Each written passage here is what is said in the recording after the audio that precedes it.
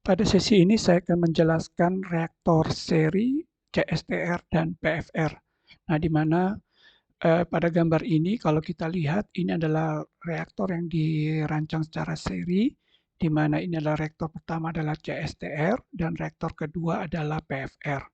Nah, di mana asumsi CSTR ini adalah steady state dan well mixed. Kemudian asumsi pada reaktor PFR atau reaktor kedua adalah steady state dan no axial dispersion. Nah, ini adalah reaksi A menjadi B, di mana Ra, laju reaksi adalah min K kali Ca. Nah, di reaktor pertama atau reaktor CSTR ini ada volume pertama, di mana CaA0 masuk dan dengan laju alir adalah masuk pada reaktor CSTR. Kemudian yang keluar di sini adalah Ca1, kemudian masuk ke dalam reaktor PFR, ya, di mana volume yang kedua dan keluarnya adalah konsentrasi A2. Nah, langkah pertama kita ingin menghitung neraca massa yang ada di CSTR atau reaktor pertama. Nah, kita tahu bahwa input min output tambah konsumsi karena reaksi sama dengan akumulasi. Nah, di mana yang input adalah FA0 dikurangi outputnya ada FA1 tambah konsumsi karena reaksi ini adalah RA dikali dengan volume pertama sama dengan dNA per dt. Nah, karena kondisinya adalah steady state, di mana dNA per dt sama dengan 0, dan diketahui bahwa nilai F ya sama dengan Q kali C, dan RA itu sama dengan min K kali CA, maka persamaan di atas akan berubah menjadi bahwa FA0 ini adalah Q kali CA0, ini yang input, kemudian FA1 ini adalah outputnya adalah Q kali CA1, ya CA1 yang keluar dari reaktor pertama, dikurangi min K1 kali CA1 kali V1. Nah, ini adalah RA-nya, dan ini adalah volume untuk reaktor CSTR, sama dengan 0. Nah, kemudian kita tahu bahwa kalau kita ingin mencari nilai CA1, maka Q kali CA0 kita pindahkan ruas kanan menjadi Q kali CA0 sama dengan Q kali CA1 tambah K1 kali CA1 kali dengan F1. Nah, maka CA1 akan kita peroleh bahwa CA1 sama dengan CA1 kali Q tambah K1 kali V1 sama dengan Q kali CA0. Nah, kalau CA1 kita ingin cari, maka CA1 sama dengan Q kali CA0 dibagi dengan Q tambah K1 kali V1 ini. Kemudian ini kita sebut dengan persamaan pertama. Kemudian kita ingin menghitung neraca massa di PFR atau reaktor yang kedua. Nah, kita tahu bahwa input min output tambah konsumsi karena reaksi sama dengan akumulasi. Nah, di mana input adalah FA ya pada saat kondisi V kurang FA pada kondisi V tambah delta V ditambah dengan RA kali delta V sama dengan 0. Nah, di mana akumulasi ini sama dengan 0 karena keadaan adalah steady state. Nah, kemudian langkah berikutnya kita tahu bahwa FA itu adalah Q kali CA.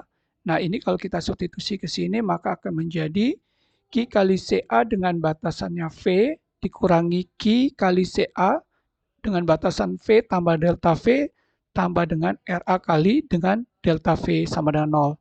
Nah, kemudian RA sama dengan, kalau kita cari RA maka sama dengan Q kali CA batasannya V dikurangi Q kali CA dengan batasan V tambah delta V dibagi dengan delta V. Nah, kalau ini delta V nilainya sama dengan 0, maka RA akan kita jadikan jadi Q. Nah, ini akan menjadi dCA per dV. Nah, langkah berikutnya kita tahu bahwa RA itu adalah min K kali CA, ya, min K kali CA. Maka kalau kita substitusi gini, maka menjadi min K di sini akan menjadi K2 karena ini laju reaksi yang terjadi pada reaktor kedua dikali dengan CA sama dengan Q kali dCA per dV. Nah, kalau ingin kita integrasikan persamaan ini, maka CA kita pindahkan ke ruas kanan dibagi, maka dV juga kita pindahkan ruas kanan di kiri akan menjadi kali. Sehingga menjadi min K2 kali, nah integral dari dV dengan batasan kondisi 0 sampai dengan V2. V2 ini karena ini ada reaktor yang kedua, volume yang kedua, sama dengan Q kali integral dCA per CA, ya karena CA ini pindah ke ruas kiri, ke ruas kanan akan dibagi menjadi dCA per CA dengan integral batasannya CA1 ini adalah batasan di mana CA1 adalah konsentrasi A1 masuk ke reaktor kedua dengan CA2 adalah batasan konsentrasi CA U2 yang keluar pada reaktor yang kedua.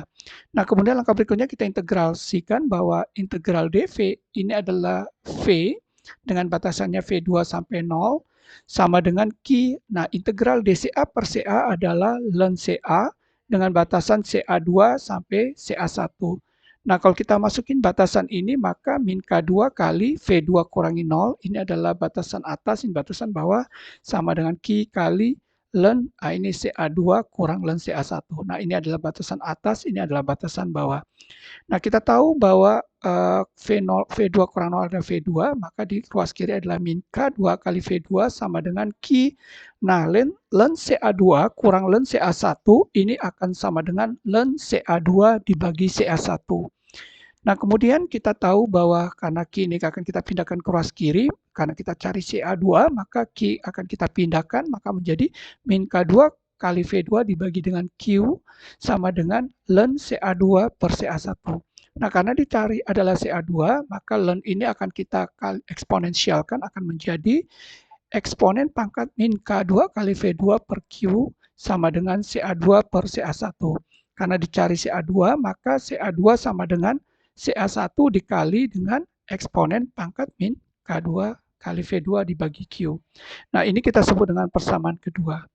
Nah, sekarang kita substitusikan persamaan 1 ke persamaan 2 akan kita peroleh bahwa CA2 sama dengan Q kali CA0 per Q tambah K1 kali V1 dikali dengan eksponen pangkat min K2 kali V2 kali Q.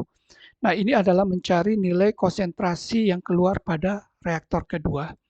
Oke, hanya ini yang dapat saya sampaikan. Terima kasih.